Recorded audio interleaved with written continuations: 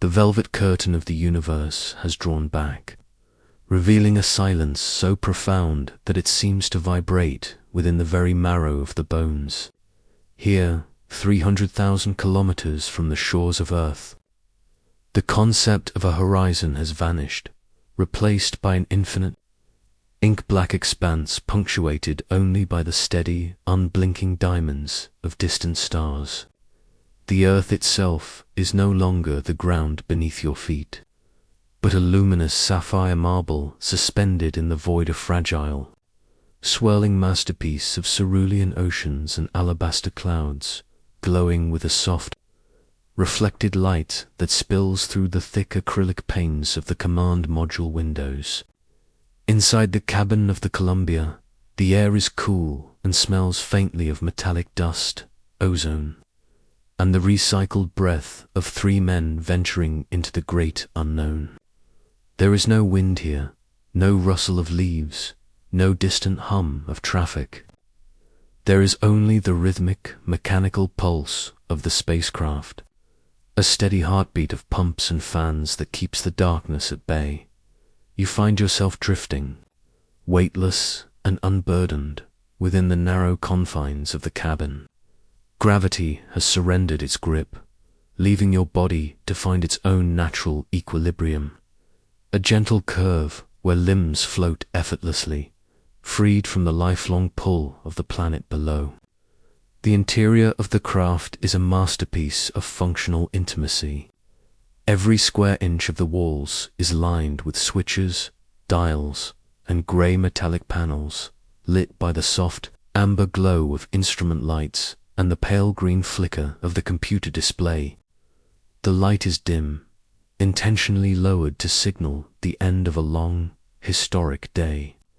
You can see the tiny, floating particles of dust dancing in the beams of light, drifting like miniature constellations through the cabin air. The walls are padded in places with off-white beta cloth, a fire-resistant fabric that feels textured and sturdy beneath a wandering hand, providing a soft, tactile contrast to the cold, hard precision of the control panels as you prepare to settle for the period of rest. The spatial dimensions of the cabin seem to soften. The command module is a small sanctuary, a pressurized bubble of life held against the vacuum, and in this quiet hour, it feels less like a machine and more like a cradle.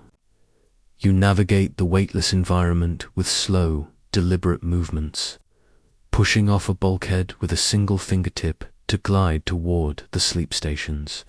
Beneath the left-hand and right-hand couches, there are no beds here in the traditional sense. There is no up or down, no heavy mattress to press against. Instead, there are lightweight sleep restraints, sleeping bag-like sacks made of thin fabric, attached to the structure of the ship to prevent you from drifting into the delicate controls while you slumber. You slide into the restraint, feeling the soft friction of the fabric against your flight suit. It is a strange, wonderful sensation to be tucked in without the weight of your own body pressing down. There is no pressure on your hips, no strain on your neck, no need to turn or adjust for comfort. You are simply held in a state of perfect suspension. Outside the small circular porthole, the moon is rising, not as a silver disk in the sky, but as a colossal, looming presence of ancient grey stone, its craters and riles etched in sharp shadows by the uncompromising sun. But for now, you turn your gaze away from the monumental task that awaits. You look instead at the small, familiar things, the way a loose checklist tethered to a cord sways like seaweed in a gentle current, or the way the oxygen flow indicators flicker with a reassuring, rhythmic consistency. The hum of the spacecraft is a symphony of safety. It is the whir of the carbon dioxide scrubbers, the faint click of a relay, the distant muffled thrum of the fuel cells generating power and water. These sounds are not distractions. They are a lullaby of engineering, a constant reminder that the ship is breathing with you. You close your eyes, and the darkness behind your lids is mirrored by the vastness outside the hull. You think of the millions of people back on that blue marble, tucked into their own beds, sleeping under the weight of an atmosphere and the familiar pull of the earth. Here you are a pioneer of the quiet, a voyager in the stillest ocean ever crossed. The adrenaline of the launch and the complex maneuvers of the translunar injection begin to ebb away, leaving a hollow, peaceful exhaustion in their wake. In this state of weightlessness, the boundary between the physical self and the surrounding space begins to blur. You feel as though you are expanding, merging with the shadows of the cabin. The temperature is perfectly regulated, a steady coolness that invites you to pull the fabric of the restraint a little closer. You reflect on the sheer distance traveled, the incredible velocity that feels like total stillness. You are hurtling toward the lunar surface at thousands of miles per hour, yet inside this metallic shell, there is a sense of profound, unshakable peace. The stars do not twinkle here. They burn with a steady, eternal flame, and as you drift on the edge of consciousness, they seem to watch over the Columbia with a cold, silent grace. Your thoughts begin to wander, moving as slowly as the dust motes in the cabin. You remember the training, the endless simulations, the loud, vibrating chaos of the Saturn V Rocketor, of it now a distant memory compared to this oceanic silence. You feel the slow rise and fall of your chest, a measured tempo that aligns with the steady drone of the life support systems. The ship is a cocoon, a thin skin of aluminum and stainless steel protecting you from the absolute zero of the void, and you trust it implicitly. The metal is cold to the touch, but the air is warm with the presence of your crewmates. Their breathing synchronized in the dimness, a shared rhythm of survival and dreaming. There is a singular beauty in the isolation. You are one of the few humans to ever know this specific brand of solitude or loneliness that is not lonely, but rather a deep connection to the fundamental mechanics of the universe. You are a passenger on a journey through the celestial mechanics that Kepler and Newton once whispered about. The gravity of the moon is beginning to tug at the ship, a gentle, invisible invitation drawing you closer to the grey, silent world of the lunar plains. But that is for tomorrow. That is for the waking hours. Now, the mission is simply to exist, to breathe, and to surrender to the restorative embrace of the shadows. As you hover in the threshold of sleep, the lights of the control panel become blurred jewels of ruby and emerald. The faint, high-pitched whine of the electronics becomes a distant, shimmering thread of sound weaving through the deeper bass of the ventilation fans. You feel your muscles completely let go, every fiber of your being relaxing into the void. There is no tension in your shoulders, no tightness in your back. You are as light as a thought, as buoyant as a memory. The darkness of the cabin is deep and velvety, a soft shroud that mutes the edges of the world. You drift between wakefulness and the first soft ripples of a dream. In your mind's eye, the lunar surface appears not as a target, but as a landscape of tranquility, a place of dust and long shadows where time has stood still for billions of years. You imagine the descent, the slow, spider-like movement of the lunar module. But even those thoughts are heavy and slow, sinking into the quiet pools of your subconscious. The earth is a memory of color. The moon is a promise of stillness. But the spacecraft is the reality of the now warm, humming heart in the center of the cold dark. The fabric of the sleep restraint feels like a gentle hand holding you in place, a grounding touch in a world without a flaw.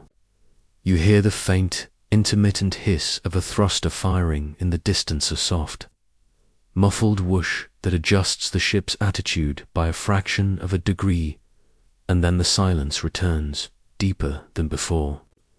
It is a silence that has existed since the beginning of time, and you are a guest within it. The mission clocks continue to tick, the numbers advancing in their silent, digital march, but time here feels different. It feels fluid, stretching and contracting like the light of the sun glancing off the ship's hull. Your eyes are heavy now, the lids flickering as they finally settle. The cabin is a portrait of technological peace.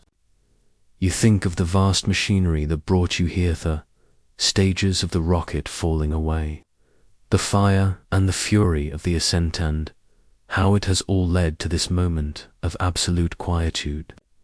You are a speck of life in the cathedral of the cosmos, and the cathedral is silent. The hum of the Columbia is the only voice in the wilderness, a steady, reassuring whisper that tells you all is well, that the systems are nominal, that the path is true. The sensation of floating becomes even more pronounced as you lose the sense of where your limbs end and the air begins. You are drifting in a sea of stars, tucked safely inside your silver shell. The shadows in the corners of the command module are long and soft, hiding the complexity of the instruments and leaving only the essential piece of the journey. The moon, though invisible from your current position in the restraint, is a felt presence, a tidal pull on your soul. You are falling toward it, but falling with such grace and slowness that it feels like soaring. The thoughts of the data, navigation sightings, the radio checks with Houston, the shared meals of dehydrated food, all fade into a grey mist. The voices from mission control, usually so crisp and urgent over the headset, are silent now, honoring the rest period. There is only the three of you, and the ship, and the infinite. In the profound suspension of the sleep restraint, the awareness of the physical self begins to change, shedding the usual definitions of weight and posture, without the constant pressure of a mattress against the skin or the pull of gravity on the inner ear. Your body feels as though it is expanding into the very air of the cabin. You become intimately tuned to the internal rhythms that usually go unnoticed in the clamor of the world below. There is the slow, rhythmic expansion of your lungs, the air moving in and out with a soft, dry friction that echoes the mechanical respiration of the ship itself. You can feel the steady, muted thrum of your own heartbeat, a deep and resonant pulse that seems to vibrate through the light fabric of the restraint and into the metallic ribs of the Columbia. It is a strange, beautiful realization to feel your own biology synchronized with the life support systems of a spacecraft. You are a living heart beating inside a mechanical one, both of them working in a quiet, tireless harmony against the absolute stillness of the vacuum outside. On Earth, sleep is a surrender to the ground. You remember the feeling of sinking into a bed, the heaviness of the limbs, the way the pillow holds the head, and the distinct sense of being anchored to a specific place on a rotating globe. But here, there is no anchor. You are floating in a state of perpetual fall that feels like perfect stillness. The absence of gravity removes the burden of the skeleton. The spine stretches out, the joints decompress, and the muscles, freed from their lifelong task of resisting the Earth's pull, go completely slack. It is a lightness that borders on the spiritual, a sensation of being a consciousness untethered from the material. You reflect on how different this is from the nights spent in the desert during survival training, where the ground was hard and the stars were distant points of light seen through an ocean of atmosphere. There, the Earth was a solid presence beneath your back, a cold and rocky reality. Here, the Earth is a glowing idea, and the only reality is the gentle, padded embrace of the sleep restraint and the steady, low-frequency hum of the fans that keep the air moving in the weightless environment as you drift in this liminal space between wakefulness and deep slumber.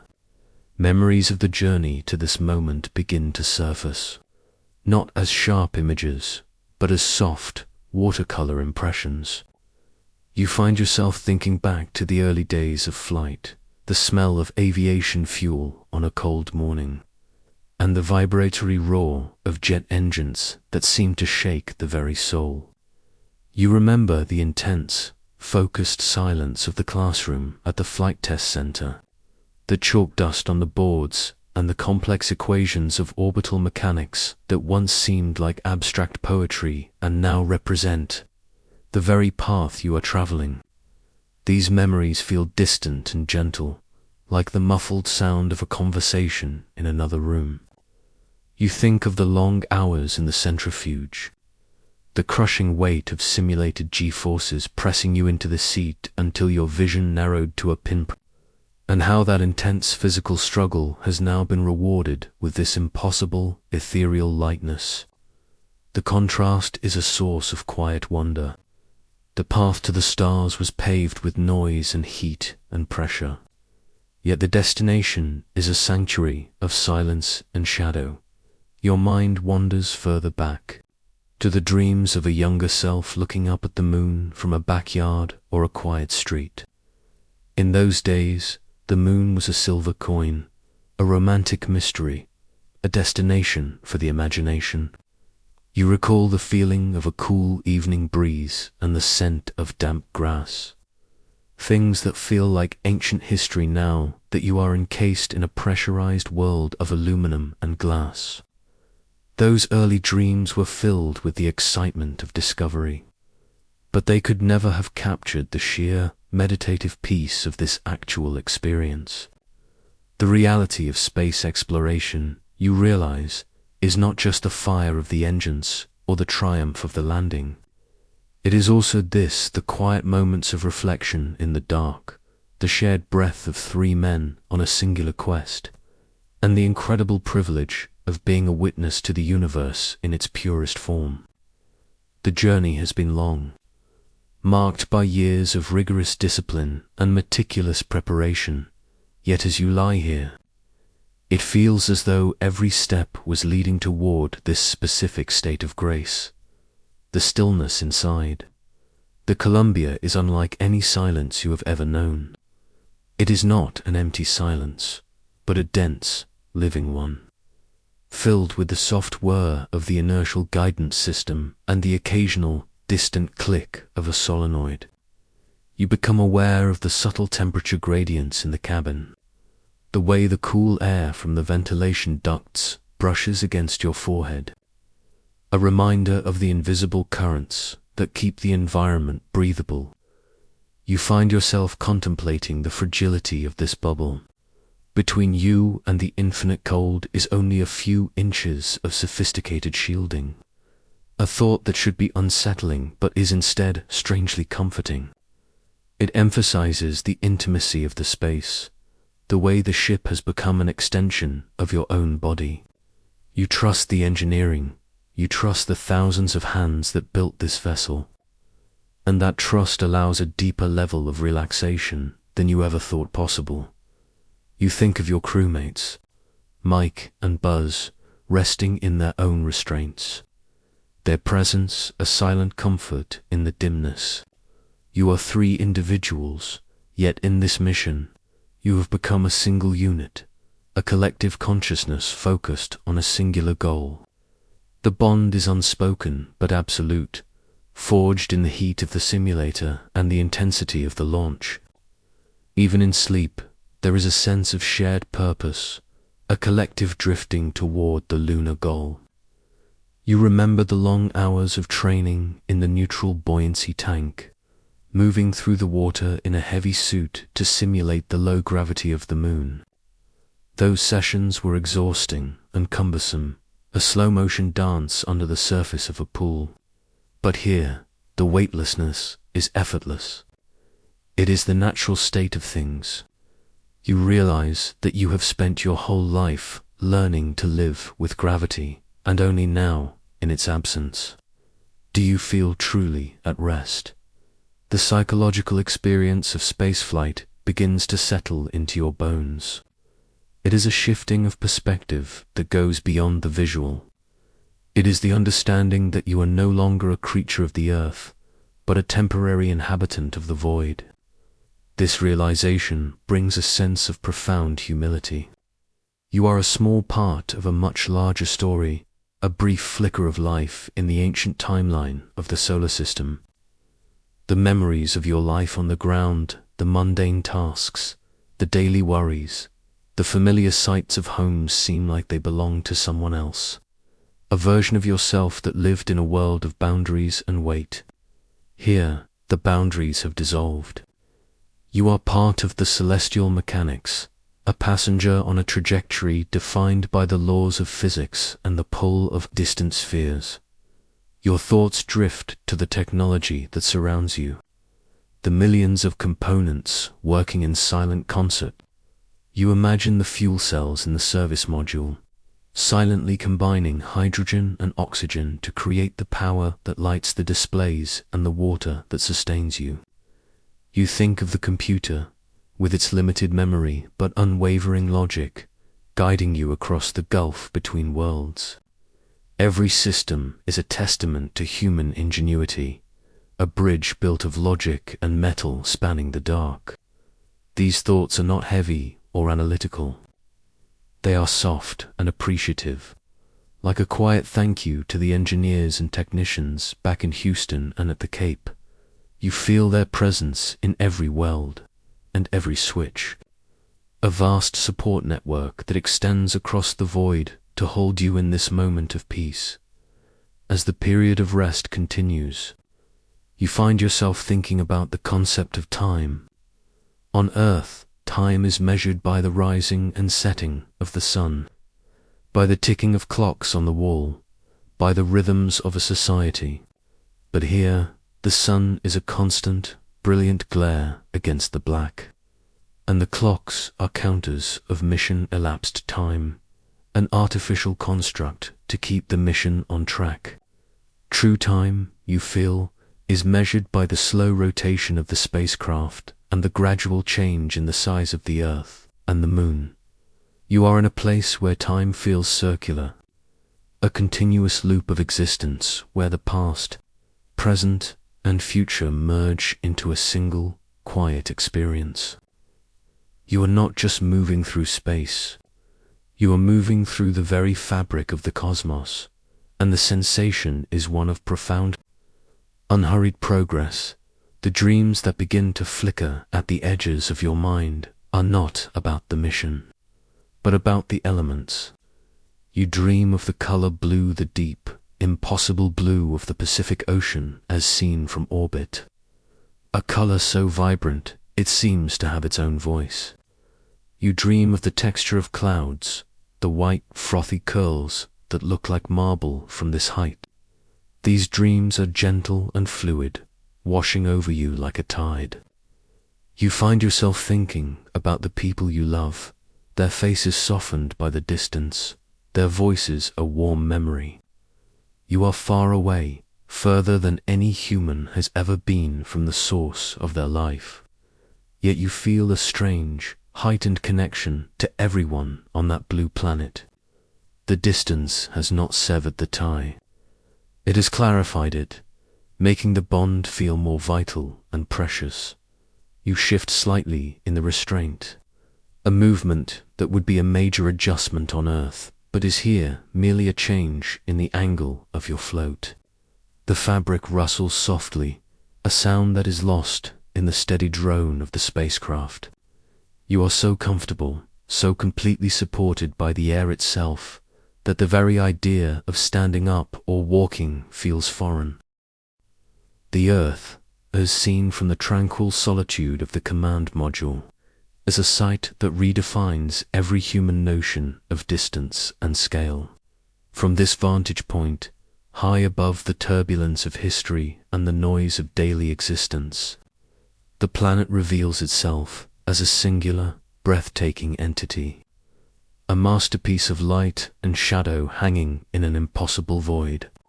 Through the thick, multi-layered panes of the Columbia's windows, you watch the world you once knew as solid ground transform into a delicate orb of swirling textures. The oceans are not merely blue. They are a deep, luminous sapphire, an ancient color that seems to hold the memory of all life within its depths.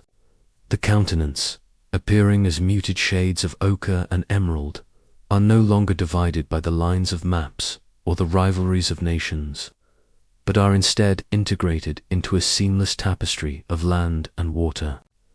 The clouds are the most ethereal part of the vision, great sweeping plumes of brilliant white that curve with the grace of a painter's brushstroke, casting soft, elongated shadows over the surfaces below.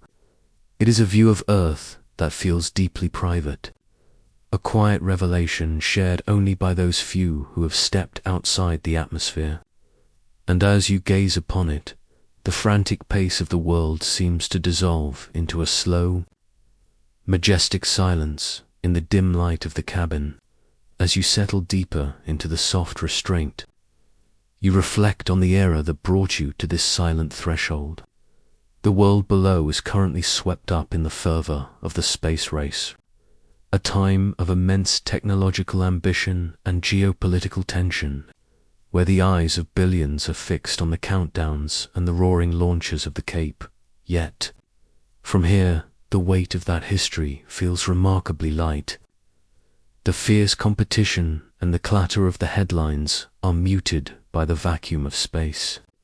What remains is not the politics of the mission, but the quiet, human significance of the journey, the realization that for the first time in the history of our species, we have looked back at ourselves from the outside. You think of the millions of people who stood on their lawns or huddled around radio sets in the summer of 1969, all of them united by a shared sense of wonder, looking up at the same moon that is now your destination. From this distance, the fragility of that blue world is overwhelming. It is the only home we have ever known, a tiny, pressurized bubble of life protected by a thin, gossamer layer of atmosphere, and the sight of it inspires a profound, protective tenderness. The transition from the day side of the Earth to the night side is a slow and mesmerizing process, a gradual deepening of the shadows that reveals the hidden life of the planet. As the sun's glare recedes, the cities of the world begin to announce themselves as clusters of golden light, like distant campfires in a vast, dark wilderness. You see the sprawling glow of the eastern seaboard, the concentrated sparks of European capitals, and the lonely flickers of island nations in the middle of the dark Pacific. These lights represent the pulse of humanity, the families sitting down to dinner, the scholars at their desks, the children dreaming in their beds. It is a comforting sight, a reminder that even in this cold, airless expanse, you are still connected to the warmth of the human family. The Earth does not look like a place of struggle or noise. It looks like a cradle, peaceful and quiet, drifting through the cosmos with a dignity that is older than time. You realize that from this perspective, the things that usually seem so large, the borders, the arguments, the busy commerce of the world have vanished entirely, replaced by a sense of common destiny and shared fragility. The historical weight of the Apollo mission is woven into the very fabric of the cabin around you, but it manifests as a quiet, steady confidence rather than a loud declaration.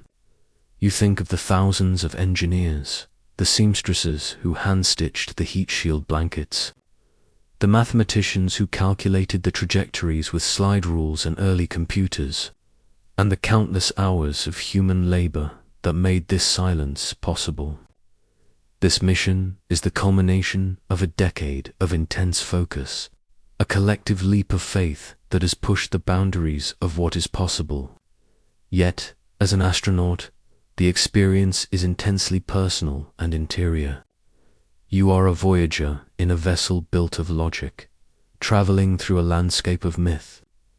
You remember the early Mercury and Gemini flights, those small, cramped steps into the orbital dark that paved the way for this grand voyage.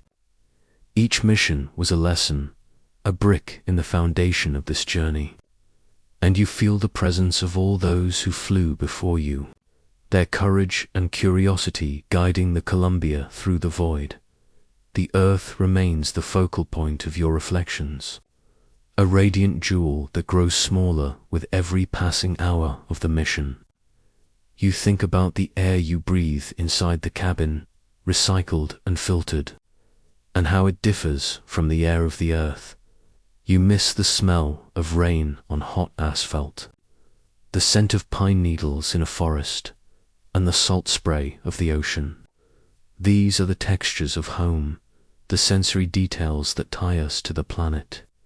And in their absence, you find yourself cherishing them with a new intensity. The Earth is a place of infinite variety and complexity, a vibrant, noisy, breathing world that stands in stark contrast to the monochrome stillness of the moon. You feel a deep sense of gratitude for the stability of that world, for the gravity that keeps the oceans in their basins and the atmosphere tucked close to the surface. It is a miracle of balance, a perfect alignment of physical constants that allows life to flourish in the middle of a desert of stars. As you linger on the edge of sleep, the concept of home expands to include the entire planet. You are no longer a citizen of a single nation, but a representative of the Earth itself. This sense of global identity is one of the most profound effects of the space program, a shift in consciousness that transcends the technical goals of the mission. You find yourself thinking about the future, about how this view of the Earth might change the way we treat one another and the world we share. If everyone could see the planet as it appears from here, quiet, fragile, and beautiful, the divisions that define our lives would surely seem as insignificant as they truly are. The Earth is a shared vessel, just as the Columbia is, and we are all crew members on its journey through the galaxy. These thoughts are slow and rhythmic, matching the steady hum of the spacecraft's life support systems. A lullaby of perspective that eases the mind. The silence of space is not a void, but a presence, a heavy velvet that muffles the worries of the world. You reflect on the sheer courage it took for humanity to even attempt this journey, to build machines capable of leaving the gravity well and venturing into the unknown. It is an expression of our deepest nature to explore, to seek, and to understand our place in the cosmos. The space race, while fueled by competition, was also a manifestation of this fundamental curiosity, a collective endeavor that has brought us to the doorstep of another world. You think of the Saturn V that launched you, a pillar of fire and thunder that defied the Earth's pull, and how that violent energy has now been replaced by this elegant, weightless glide. The journey to the moon is a journey of transformation, a process of shedding the heavy and the loud in favor of the light and the quiet. Your awareness begins to soften, the sharp edges of the mission objectives blurring into the background of a deep, restorative calm. The image of the Earth, now a small but brilliant crescent of blue and white, remains etched in your mind. It is your anchor, your source, and your eventual destination. You think of the lunar module, the Eagle, waiting patiently in its dock, soon to descend into the long shadows of the Sea of Tranquility. But the landing, the moonwalk, and the historic words are still hours away. For now, the mission is about this quiet vigil, this moment of reflection between the worlds. You feel the slow, steady progress of the spacecraft as it moves deeper into the moon's gravitational influence. A subtle shift in the physics of the journey, that you can almost sense in the stillness of your body. The interior of the Columbia is a sanctuary of amber and grey, the instruments glowing with a soft, steady light that does not disturb the darkness. You listen to the faint, metallic clicks and the rhythmic whirr of the fans, sounds that have become as familiar and comforting as the ticking of a grandfather clock in a quiet house. You are safe, you are held, and you are part of something much larger than yourself. The memories of the training, the long days in the simulator, and the technical briefings all feel distant now, replaced by this direct, unmediated experience of the universe. You are a human being in space, a witness to the magnificence of creation, and the peace that comes with that realization is absolute. Gradually, your focus begins to shift away from the distant Earth and back toward the immediate reality of the spacecraft. The vast oceanic view of the planet starts to fade into the background of your consciousness, replaced by the intimate details of your small, metallic home. You become aware of the texture of the sleep restraint against your flight suit, the slight coolness of the cabin air, and the gentle, weightless sway of your body. The world of oceans and cities is now a memory, a glowing promise held in the back of your mind, while the world of the Columbia is the tangible, breathing present. You feel the boundaries of your awareness shrinking, returning from the infinite reaches of the orb below to the confined, familiar space of the command module. The interior of the Columbia has become a cathedral of function, a space where every rivet, every toggle switch, and every strand of wiring serves a purpose as vital as the breath in your lungs. In the dim, ambient light of the resting period, the cabin takes on a quality of sacred order. You look at the main display console, a vast landscape of grey metal and glass that has become as familiar to you as the features of your own home. The switches are all set in their nominal positions, their small, tactile handles casting long, thin shadows across the face of the panels. There is a profound comfort in this mechanical precision. Each dial and gauge is a promise kept by the thousands of people who designed and tested them, a silent testimony to the reliability of human logic when it is applied with care and devotion. You find yourself tracing the lines of the instrument panels with your eyes, following the flow of the electrical buses and the oxygen lines in your mind, feeling a deep sense of security in the architecture of the ship. It is not just a machine. It is a life support system in the truest sense, a pressurized sanctuary that separates the warmth of human life from the absolute, frozen stillness of the void, floating in the sleep restraint.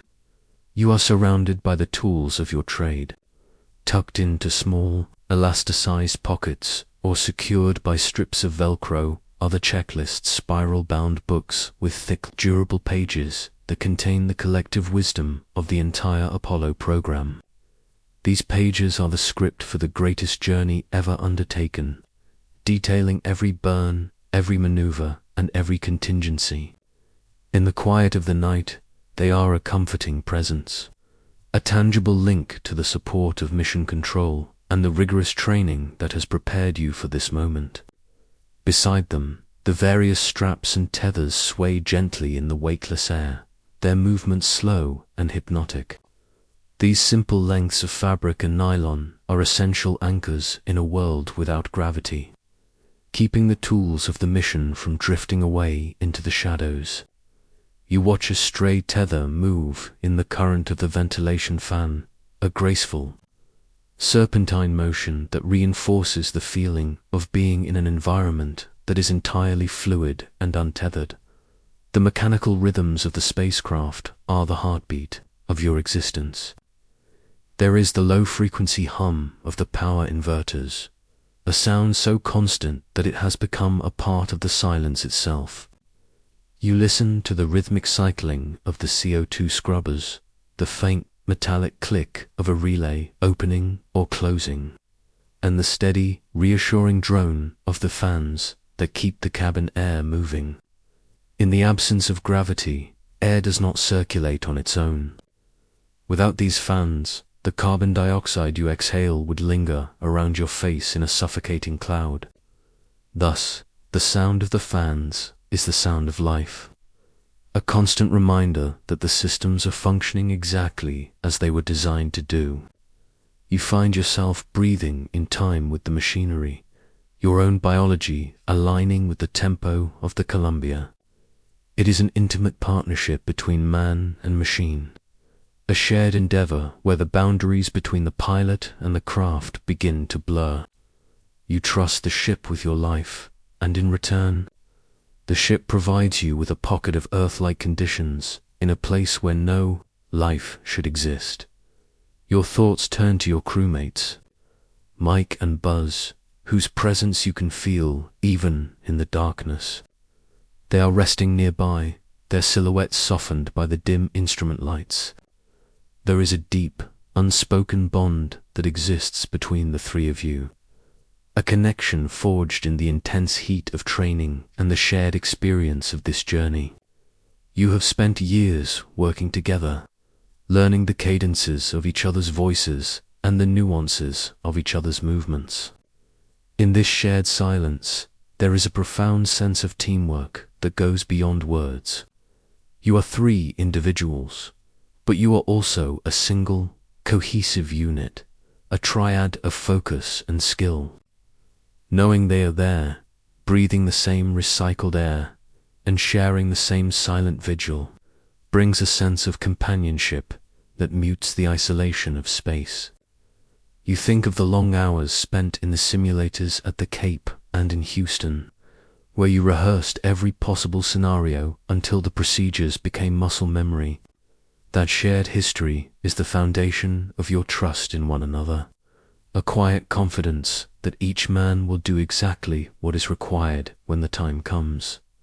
This intimacy is one of the most human aspects of the mission.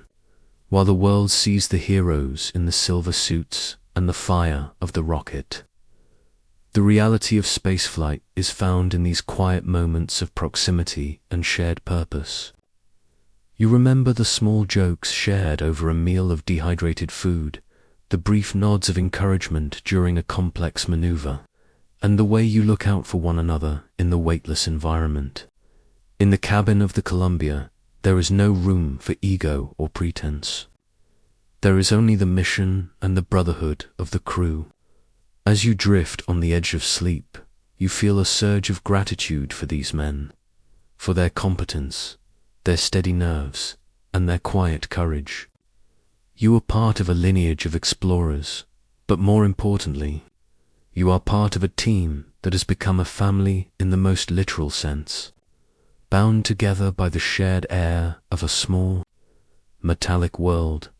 The engineering of the spacecraft is a source of constant, quiet wonder. You think about the heat shield, the thick layer of ablative material that will eventually protect you from the inferno of re-entry. You think about the fuel cells, silently converting chemicals into electricity and water, a miracle of chemistry that keeps the lights on and the thirst at bay. Every component of the ship, from the smallest bolt to the most complex computer circuit, has been vetted and tested to the limits of human capability. This creates a sense of profound calm. You are not just a passenger on a dangerous journey. You are the occupant of a masterpiece of human ingenuity.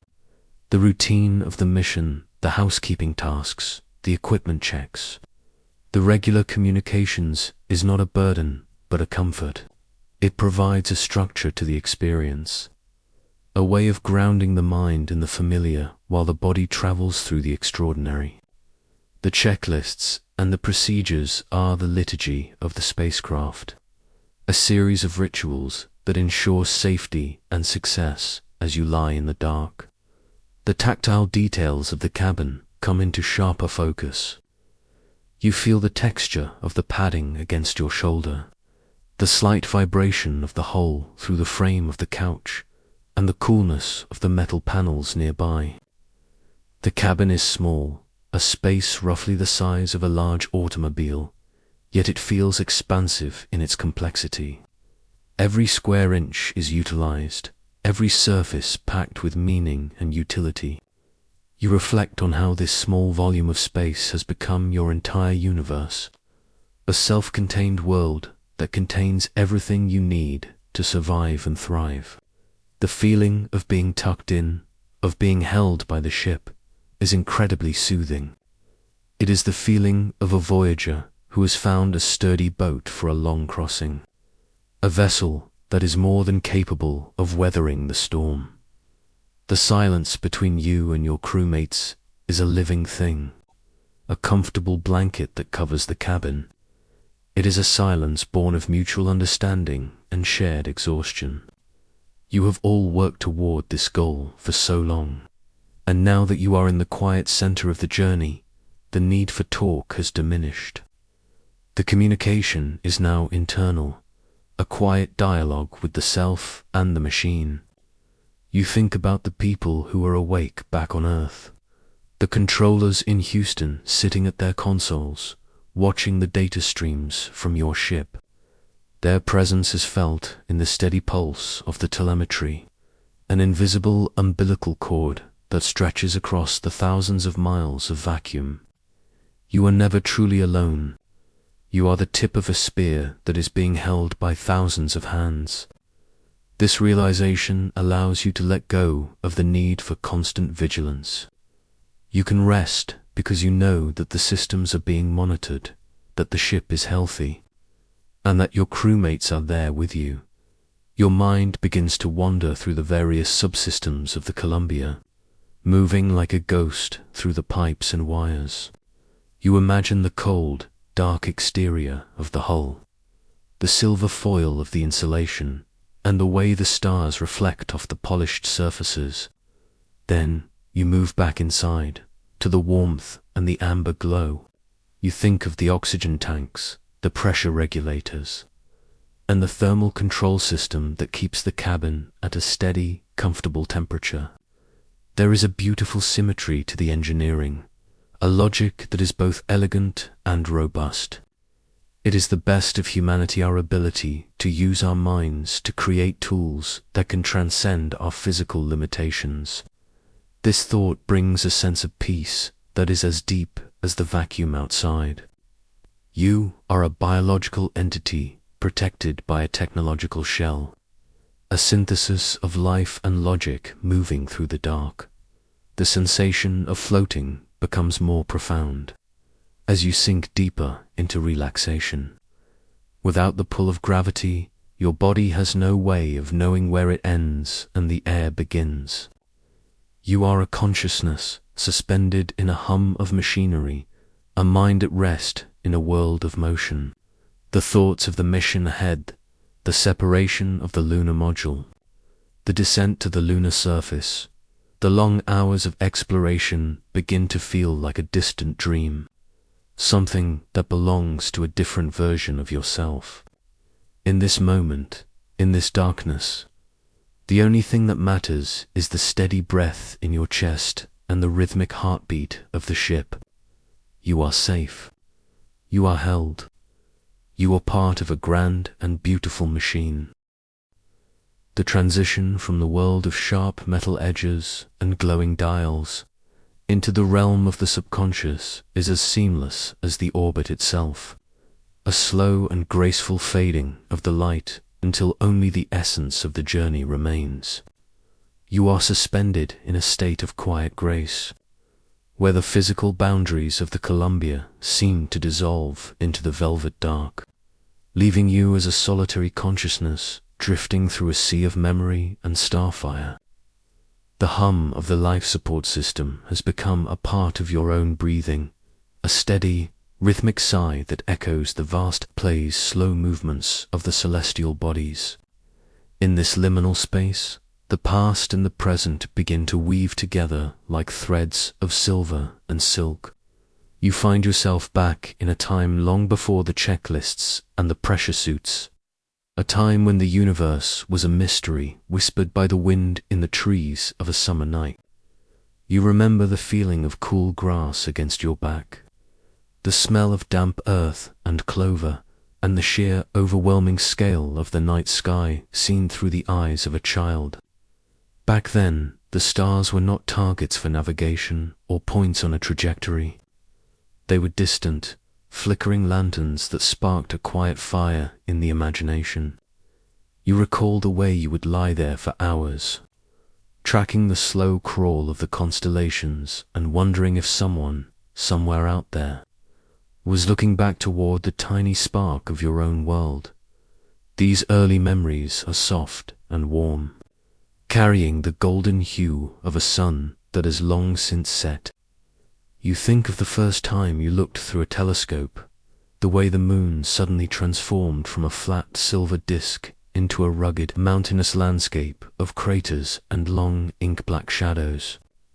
That moment of clarity, the realization that the moon was a placer destination with its own geography and its own ancient history, was the first step on the path that led you to this sleep restraint. Hundreds of thousands of miles from that backyard, you can almost feel the weight of the telescope's cold metal in your hands and the sharp, crisp air of the autumn night. It was a simple curiosity then, a desire to see a little further and understand a little more. But it grew into a calling that defined the shape of your life. You reflect on the books you read, the stories of early explorers who crossed uncharted oceans with nothing but the stars to guide them, and how you felt a kinship with those voyagers of the past. Now, you are the one crossing the newest and deepest of oceans, guided by the same stars, but carrying with you the hopes and the technology of an entire civilization. The dreamlike quality of your thoughts deepens as you drift further away from the immediate concerns of the mission. You find yourself remembering the early days of flight training, the sensation of the stick in your hand and the horizon tilting at your command. You think of the first time you broke through a layer of clouds and found yourself in a world of pure, blinding sunlight, a hidden kingdom of white peaks and blue valleys that belonged only to the birds and the pilots. That feeling of liberation, of shedding the weight of the world and rising into the clean, thin air, is the same feeling you have now, though it has been magnified 1,000 times by the silence of the vacuum. You remember the smell of the cockpit, the scent of leather oil and ozone, and the way the engine's vibration felt like a living thing beneath your feet. Those moments were the preparation for this solitude, the training for a mind that must be comfortable with the vastness and the quiet. You are a creature of the air and the void, a voyager who has spent a lifetime learning to read the language of the wind and the stars. The image of the earth returns to your mind, but it is no longer the scientific marvel you saw through the window earlier. It is a collection of intimate, personal moments. You think of a specific morning in a quiet kitchen, the light filtering through the window and reflecting off a glass of water. You think of the sound of a screen door slamming shut on a lazy afternoon, the scent of a wood fire on a winter evening, and the way the shadows grow long across a familiar street at dusk. These small, mundane details of human life are what you carry with you into the dark. They are the anchors that keep you connected to your humanity while you float in the center of the infinite. You realize that the further you travel from home, the more precious these tiny fragments of existence become. They are the true cargo of the Columbia, the intangible things that make the journey meaningful. You find yourself smiling in the dark, a gentle, inward expression of gratitude for the life you have lived and the world you are. Representing the sensation of weightlessness begins to feel less like a physical state and more like a state of mind. You are drifting through the layers of your own history, passing through years of discipline, study, and hard work as if they were soft, translucent clouds.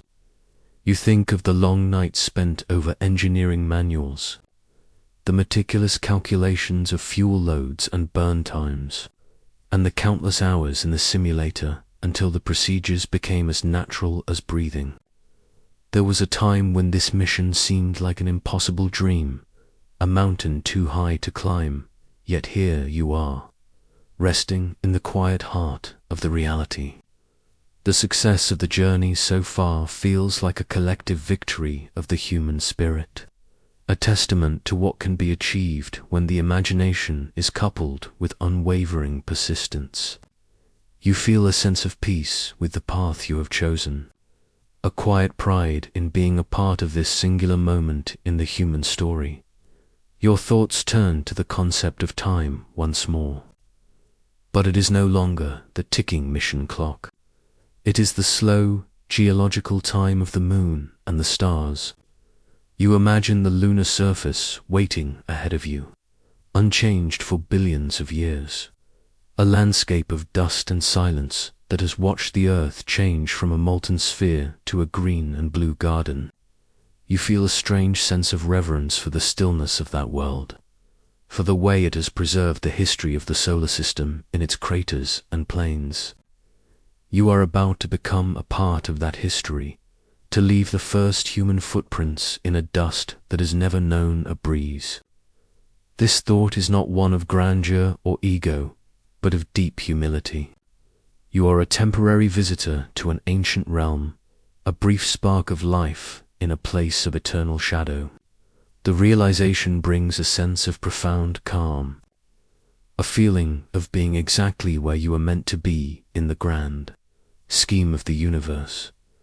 As you linger in the soft embrace of the sleep restraint, you find yourself thinking about the light. In space, the light is absolute, either the blinding brilliance of the sun or the total velvety blackness of the shadows. There is no twilight here, no gradual softening of the day, but in your mind you can still see the gentle transitions of an earthly sunset, the way the sky turns from blue to gold to a deep, bruised purple. You carry that soft light within you, a mental reservoir of warmth that counteracts the cold exterior of the ship. You imagine the sunlight hitting the peaks of the lunar mountains, the long shadows stretching out across the craters like fingers of ink. You are moving toward that light, toward the dawn of a new era, but for now, you are content to remain in the shadows of the command module, allowing the rest to settle into your bones like a slow-moving tide, the memories of your fellow astronauts, not just Mike and Buzz, but the ones who paved the way, drift through your mind. You think of the early pioneers who sat in the small capsules of the Mercury program, the ones who faced the unknown with nothing but their nerves and their skill. You think of the friendship and the shared purpose that defines the astronaut cause, a community of individuals who have dedicated their lives to the exploration of the heavens. This sense of belonging is a comfort in the dark, a reminder that you are part of a long and noble tradition. You are not alone in the void. You are surrounded by the spirits of all those who have looked up and wondered, and all those who have dared to reach for the stars. The silence of the cabin is filled with this quiet, collective energy, a supportive presence that eases the transition into sleep. Your breathing is slow and even now, a rhythmic pulse that seems to vibrate through the fabric of the restraint. The sounds of the ship, the fans, the pumps, the distant clicks have faded into a shimmering white noise that blankets the senses. You are no longer consciously monitoring the systems. You have surrendered that task to the thousands of people on the ground and the unwavering logic of the onboard computers.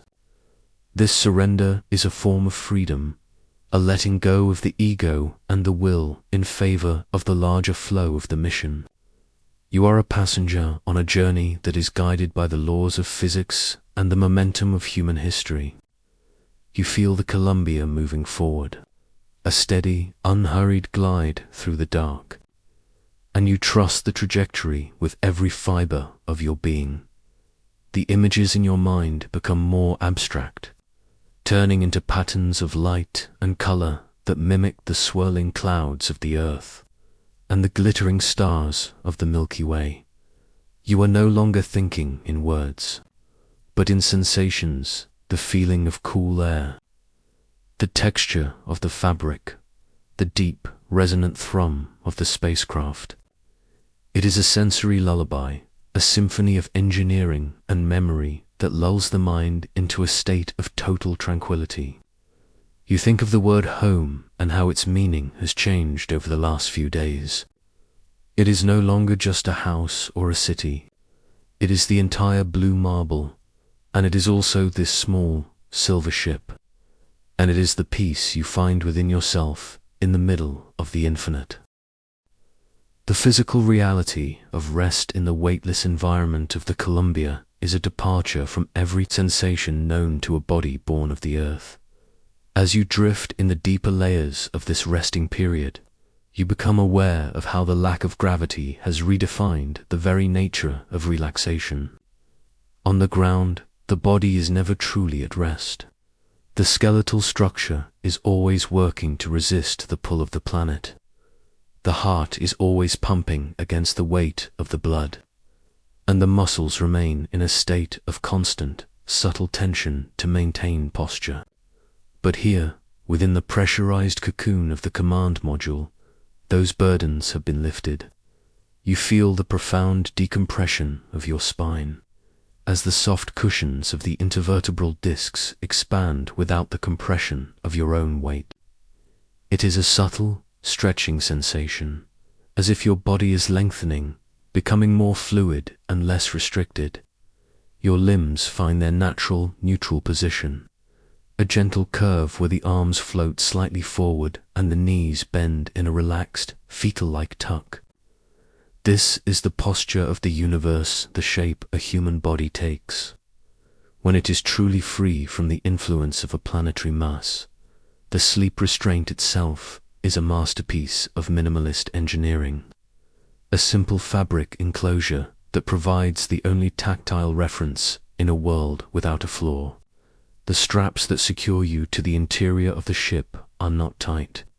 They are light, reassuring touches against your shoulders and hips, designed only to keep you from drifting into the delicate toggles and switches of the instrument panels. You feel the soft texture of the beta cloth, a fire-resistant material that has a sturdy, woven quality, providing a grounding sensation in the midst of the void. There is a specific kind of comfort in these restraints. They mimic the feeling of a light blanket, but without the heat or the weight. You are held in place not by pressure, but by a gentle agreement with the physics of the spacecraft. You reflect on the historical ingenuity of this solution, how the early pioneers of the Mercury and Gemini programs had to contend with even more cramped quarters, and how the Apollo mission has refined the art of living and sleeping in the long dark. Every strap and stitch is a lesson learned from the flights that came before, a collective effort to ensure that the human spirit can find peace even while hurtling toward another world. As your muscles continue to release their lifelong tension, you become a student of your own internal biology. You can feel the blood circulating with a new kind of ease, without gravity pulling the fluids toward your feet. The volume of your blood shifts slightly toward the upper body, a sensation that early astronauts described as a fullness in the face, but which now feels like a warm, even distribution of energy. Your heart, freed from the heavy task of pumping blood uphill, slows to a calm, steady rhythm, a measured beat that aligns with the silent digital counting of the mission clocks. You are adapting to the vacuum, your body becoming a creature of space, shifting its rhythms to match the environment of the Columbia. This adaptation is a quiet miracle of human resilience, a testament to the body's ability to find balance in the most alien of landscapes. You feel a deep, clinical appreciation for this process, but it is filtered through the hazy, warm lens of your drifting consciousness. The atmosphere inside the cabin is meticulously controlled, a steady mixture of pure oxygen at a pressure that feels light and crisp in the lungs. You are aware of the thermal control system working silently to maintain a constant temperature, a coolness that prevents the buildup of heat that would normally dissipate through convection on Earth. In space, heat does not rise, it lingers. Thus, the fans are the architects of your comfort, creating a gentle, artificial breeze that carries away the warmth of your body and replaces it with the filtered, sterile air of the ship. You can feel this movement of air against your skin, a soft, invisible current that makes you feel as though you are floating in a cool, subterranean stream. It is a sensory experience that is entirely unique to spaceflight, a feeling of being suspended in a medium that is neither liquid nor solid, but a perfect, breathable equilibrium. Your mind drifts to the historical context of this silence. You are resting in a vessel that is the pinnacle of mid-century technology, a machine built of aluminum, titanium, and stainless steel, yet it feels as soft and protective as a nursery. You think of the millions of parts that have to work in perfect concert for this moment of peace to exist.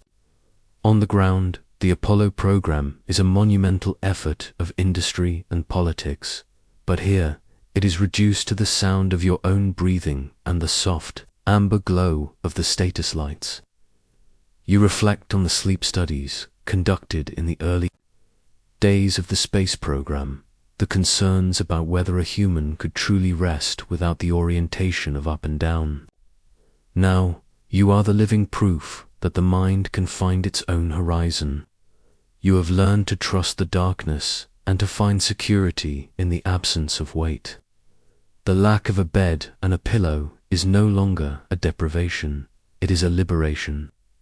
You are a voyager who has shed the heavy garments of the earth to walk among the stars. And the rest you find here is deeper and more restorative than any sleep you have known on the ground. In the dimness of the cabin, the instruments continue their silent vigil. You can see the faint green flicker of the DSKY, the display and keyboard of the Apollo guidance computer, as it processes the navigational data that keeps you on your precise trajectory. This computer, with its hand-woven core memory, is the brain of the ship, and its steady operation is a source of profound psychological comfort. You think of the programmers back in Massachusetts who spent years writing the code that guides you, the Luminary and Colossus programs that hold the logic of the lunar journey. Their intelligence is a ghostly presence in the cabin, a silent partner that watches over you while you sleep. You feel a sense of camaraderie with these distant thinkers, a shared bond of logic and purpose. The ship is not just a collection of hardware. It is a vessel of human thought, a physical manifestation of the desire to know the unknown. The silence between you and your crewmates, Buzz and Mike, is a dense and comfortable thing. You are three men separated by the vastness of the void from everything they have ever known, yet you are not lonely. The proximity of your companions, the sound of their steady respiration, and the shared knowledge of the mission create a field of mutual support. You are all undergoing the same physical transformation, your bodies all finding the same neutral buoyancy in the cabin air. You think about the training sessions where you practiced these rest periods, lying in the mock-up of the command module on the floor of a hangar at the Cape. Back then, you had to imagine the weightlessness, to pretend that the floor wasn't there. Now, the reality has surpassed the imagination. The floor has truly vanished, and you are held only by the straps and the stillness. This shared experience creates a bond that is deeper than words, a silent pact of survival and exploration. As you drift on the threshold of deeper sleep, you find yourself contemplating the nature of the vacuum outside the hull. It is a place of absolute zero and total silence, a wilderness that would claim you in an instant if not for the integrity of the Columbia's skin. Yet, you do not feel afraid. The engineering of the ship is a shield of reason against the chaos of the void. You think about the heat shield, the honeycomb structure filled with resin that will one day char and melt to carry away the heat of re-entry. You think about the redundant systems, the backups for the backups, and the meticulous attention to detail that has gone into every weld and every wire. This is the foundation of your rest, the knowledge that you are protected by the best that humanity can offer. The ship is a sturdy house, a reliable carriage, and a faithful friend. You feel a sense of gratitude for the cold, hard surfaces of the cabin, for the reliability of the oxygen, and for the simple mechanical certainty of the mission. The sensation of floating begins to take on a dreamlike quality. You are no longer sure where your body ends and the ship begins.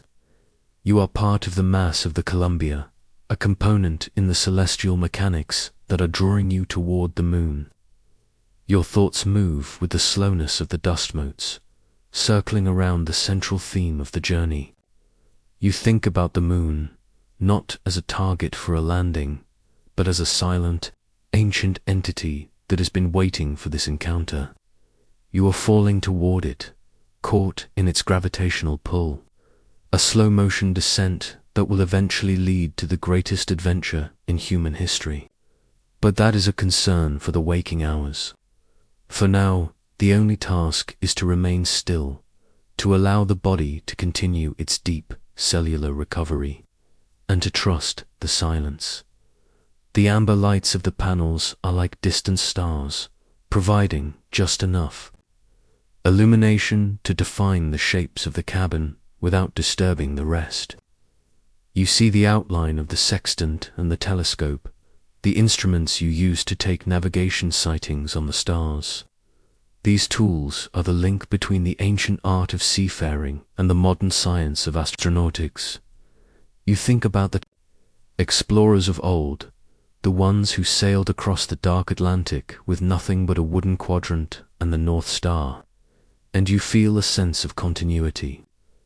The journey to the moon is the latest chapter in that long story, a continuation of the human impulse to see what lies over the horizon.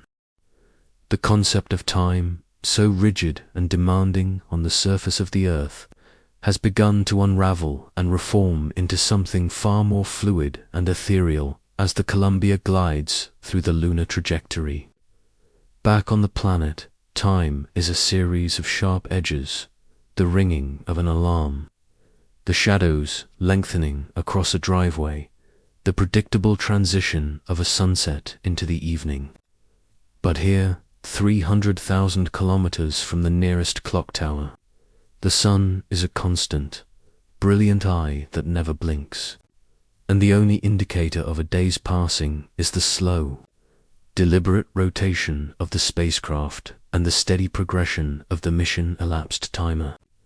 You find yourself drifting in a state where minutes feel like hours and hours feel like mere heartbeats. In the silence of the cabin, as you hover in that final, fragile layer of wakefulness before the deep plunge into sleep, you realize that you are no longer living by the rhythm of a city or a nation, but by the rhythm of the cosmos itself. It is a slow, majestic tempo, a pendulum that swings between the gravity of two worlds, and there is a profound, meditative peace in surrendering to it. You are no longer racing against the clock. You are part of a grand, celestial clockwork that has been in motion for billions of years, and your role is simply to exist within its gears, moving with a grace that requires no effort. The silence of space is not the absence of sound, but the presence of an immense, listening stillness. It is a silence that feels heavy and rich, like a thick velvet curtain that has been drawn over the noise of history. On Earth, even in the quietest room, there is the distant hum of the world, the wind in the eaves, the cooling of a house, the far-off murmur of life. But here, the silence is absolute, broken only by the mechanical whispers of the ship that have become, to your ears, a form of silence in themselves. This silence changes the way you think. It strips away the clutter of the mundane and leaves only the essential. You find yourself contemplating the nature of exploration, not as a conquest or a race, but as a quiet, patient inquiry. Human curiosity is a strange and beautiful thing. It is a quiet fire that drives us to leave the safety of the campfire and wander into the dark, not out of a desire for power, but out of a fundamental need to understand the architecture of our home. You reflect on the patience required for such a journey, the years of study, the months of testing, the days of travel through a void that offers no landmarks but the stars.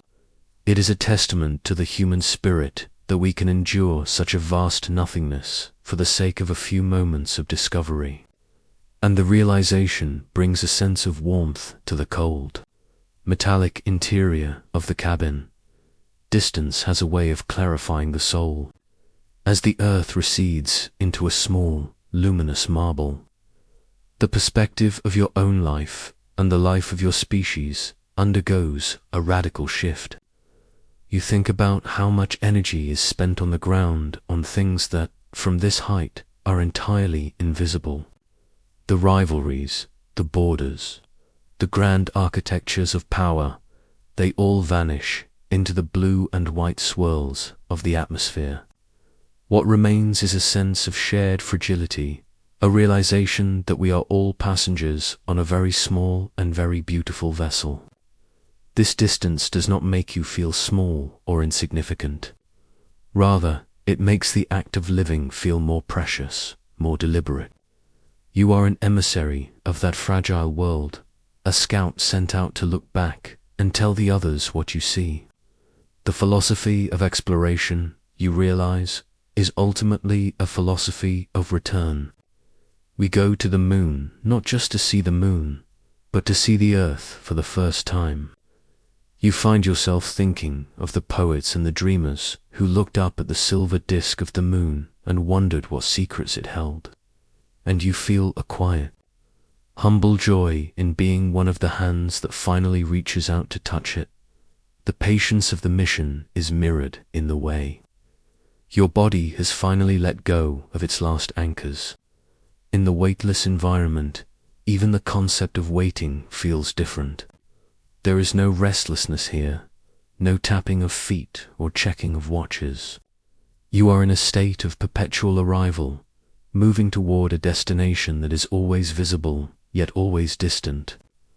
This requires a specific kind of mental fortitude, calm, steady focus, that is content with the slow passage of miles.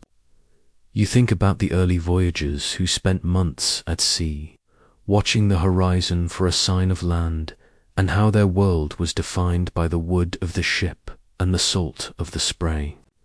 Your world is defined by the grey of the panels and the recycled scent of the air, but the spirit of the journey is the same.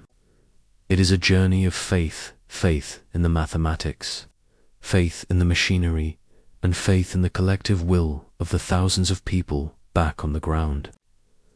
This trust is a soft pillow for the mind, allowing you to drift in the dark without a trace of anxiety.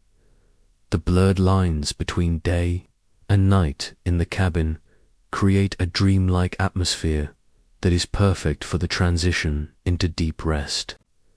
You see the faint light reflecting off a metallic strut, and for a moment it looks like sunlight on a lake. You hear the rhythmic click of a valve, and it sounds like the ticking of a clock in a hallway you haven't walked through in years. These sensory echoes are the mind's way of bridging the gap between the familiar and the alien. You find yourself drifting through memories of childhood nights, those long, quiet hours when the world seemed vast and full of secrets. You remember looking out of a bedroom window at the moon and feeling a strange magnetic pull, a sense that your destiny was somehow tied to that silent, white sphere. Now, as you hover in the Columbia, that pull has become a physical reality, a gravitational embrace that is drawing you closer with every breath. The mission is not just a technical achievement. It is the fulfillment of a lifelong conversation between you and the night sky. The silence of the spacecraft is a sanctuary for these thoughts. In the dim light of the instrument panels, you reflect on the human capacity for wonder. We are the only creatures we know of who look at the stars and ask why and how. This capacity is what has brought you here, to the middle of the dark, and it is what will eventually lead us further still. Exploration is a form of poetry written in the language of physics and engineering. It is a slow, patient process of expansion, a gentle pushing against the boundaries of the unknown. You think about the era you are living through, the rapid acceleration of technology, the tension of the Cold War, the feverish pace of the space race, and you realize that, from here, it all looks like the growing pains of a young and restless species. The moon doesn't care about politics or it simply waits, a silent witness to the passage of eons. There is a great comfort in that permanence, a sense that you are visiting something that is beyond the reach of human transience. As you drift closer to sleep, the boundaries of your own identity begin to soften. You are no longer just an astronaut with a name and a rank. You are a representative of the collective human experience. You are the eyes of the farmer in the field, the heart of the child in the schoolroom, and the mind of the scientist in the laboratory. The distance from Earth has not isolated you. It has integrated you into the story of humanity in a way that is impossible to achieve on the ground. You feel a deep, quiet love for the world you left behind, a love that is amplified by the cold, black void that surrounds you. The Earth is a miracle of color and life, a tiny, glowing spark in the middle of a vast and indifferent universe. To be its guardian and its witness is a privilege that transcends words. You find yourself breathing in the silence, savoring the stillness, and letting the weight of history fall away until there is only the peace of the moment. The physical sensations of the cabin remain your only anchors to the present. You feel the light, tethered movement of your body, a slow-motion dance in the dark. You feel the cool air from the ventilation duct, a constant, refreshing reminder of the life support systems. The hum of the ship is a steady, low-frequency heartbeat that reassures you of its health. Everything is in its place. Everything is as it should be. The spacecraft is a masterpiece of balance, a self-contained world that functions with the precision of a Swiss watch.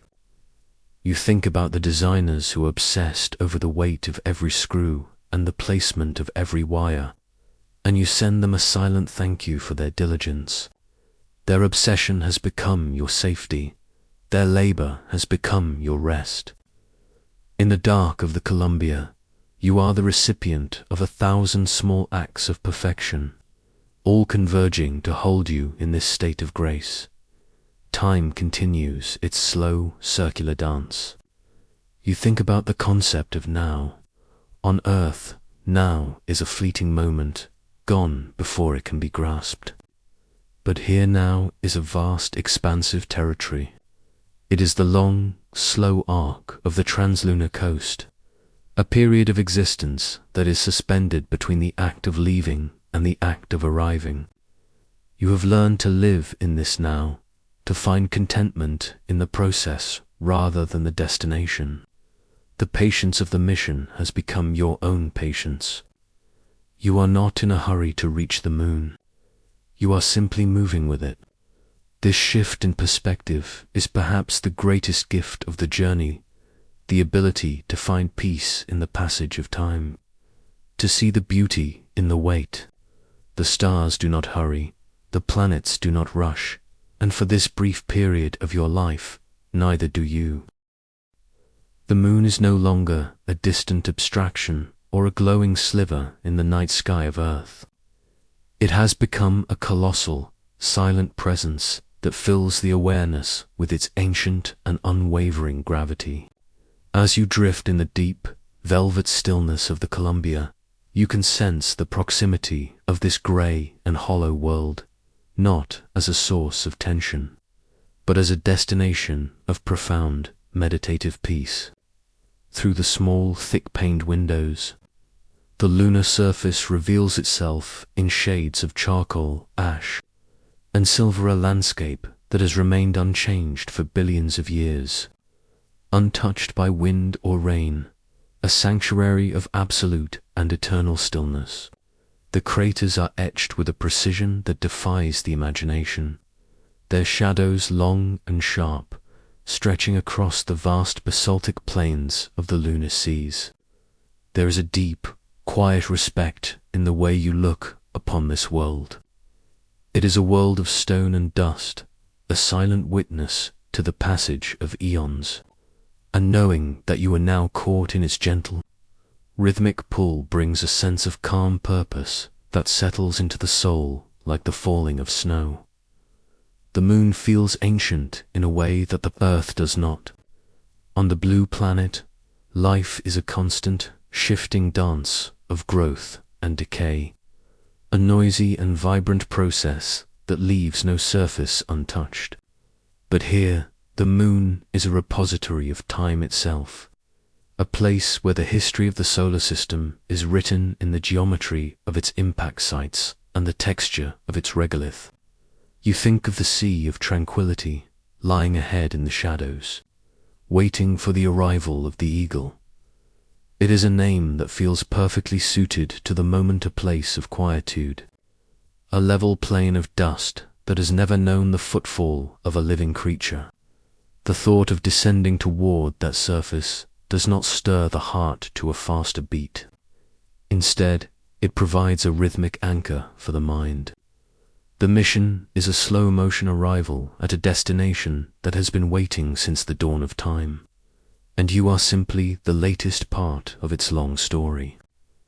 There is a profound patience in the lunar landscape, a quality of waiting without expectation, and as you linger in the dim light of the command module, you find yourself adopting that same celestial patience. The grey tones of the moon are soft and soothing in the ambient light of the cabin, without an atmosphere to scatter the sun's rays. The contrast between light and dark is absolute, yet from your vantage point, the transition feels like a gentle invitation into the mystery. You reflect on the lack of sound on that surface, no rustle of leaves, no murmur of water, no sigh of the wind. It is a silence so complete that it must be felt to be understood, a silence that you are already beginning to share within the pressurized walls of the Columbia. The moon is a quiet neighbor, a silver guardian that has watched over the Earth for 4 billion years, and as you draw closer, the sense of isolation from your home world is replaced by a sense of intimacy with this new one. You are a guest in the house of the ancient, a traveler who has crossed the dark to stand on the threshold of the magnificent, and the stillness of the lunar plains is a mirror to the stillness within your own mind. The proximity of the moon reinforces the sense of trust you have in the trajectory of the mission. You are caught in the invisible currents of gravity, a cosmic river that is carrying you toward a predetermined point in space and time. This is the beauty of celestial mechanics, the way the large and the small are all governed by the same elegant laws. You think of the orbital insertion burn that lies ahead, a moment where the ship's engine will fire to slow your velocity and allow the moon to truly take hold. But that event is still a soft, distant promise, something to be handled with the same calm precision that has characterized every step of the journey. For now, the moon is a visual lullaby, a slowly rotating sphere of grey and silver that lulls the senses into a state of total tranquility. You feel the slow rise and fall of your chest, a measured tempo that aligns with the steady, unhurried progress of the spacecraft toward the lunar horizon. In this deep state of rest, the moon becomes a symbol of the enduring power of curiosity and the quiet resilience of the human spirit. You think about the generations of observers who mapped these craters from afar, giving them names like Copernicus, Kepler, and Tycho men who reached for this world with their minds long before we could reach it with our hands. Their curiosity was a flame that burned through the centuries, a steady light that has finally illuminated the path you are traveling. You feel a sense of companionship with these historical figures, a shared bond of wonder that transcends the passage of time. The mission is not just a triumph of engineering. It is a triumph of patience, a collective human effort that has required us to look up and dream for thousands of years. The moon, in its quiet and ancient dignity, is the reward for that dreaming. It is a place of clarity and simplicity, a world stripped down to its essential elements, and as you drift in the shadows, you find yourself shedding the complexities of the earth in favor of this lunar peace. The physical sensation of the moon's presence is subtle but unmistakable. You imagine the way the lunar gravity, though much weaker than the Earth's, is starting to claim the Columbia, drawing it into a slow, orbital dance. This gravitational tug is like a soft, invisible thread connecting you to the cratered plains below. It is a grounding force, a reminder that you are no longer adrift in the vast emptiness between worlds, but are now a part of a new system. This realization brings a deep sense of security. You are no longer moving away from home. You are moving toward a new, if temporary, home. The moon is a sanctuary of stone, a stable and unmoving platform in the middle of the dark, and its closeness is a comfort to the weary traveler. You look at the Mare Crisium and the Mare their smooth surfaces appearing like frozen oceans under the pale light, and you feel a sense of homecoming, as if some part of the human soul has always belonged among these shadows. The transition into the deepest rest of the night is accompanied by these gentle reflections on the lunar landscape. You think about the dust, the fine, grey powder that covers everything on the moon like a layer of velvet. It is a material that has never been weathered by water or smoothed by the wind, a pristine record of the solar system's history. You imagine how it will feel to finally stand in that dust, to feel the lightness of your own body in the low gravity. But even these thoughts are slow and muted, like the sound of a distant bell. The excitement of the landing has been replaced by a meditative appreciation for the journey itself. You are a voyager who has learned to find beauty in the stillness and meaning in the silence. The moon is the ultimate teacher of these things, a world that exists in a state of perpetual contemplation, and as you watch it grow larger in the window, you feel yourself becoming a part of its quietude. The interior of the Columbia remains a cocoon of amber, light, and mechanical harmony, a small bubble of life held against the backdrop of the lunar surface. The hum of the life support systems is a steady, reassuring drone that bridges the gap between the technology of the ship and the ancient nature of the moon. You are a biological entity protected by a technological shell, venturing into a world of pure mineral. This contrast is the heart of the experience, the way the human mind can navigate the stars and find peace in the void. You trust the aluminum walls, you trust the oxygen flow, and you trust the trajectory that is bringing you ever closer to the grey peaks of the lunar mountains. Everything is as it should be.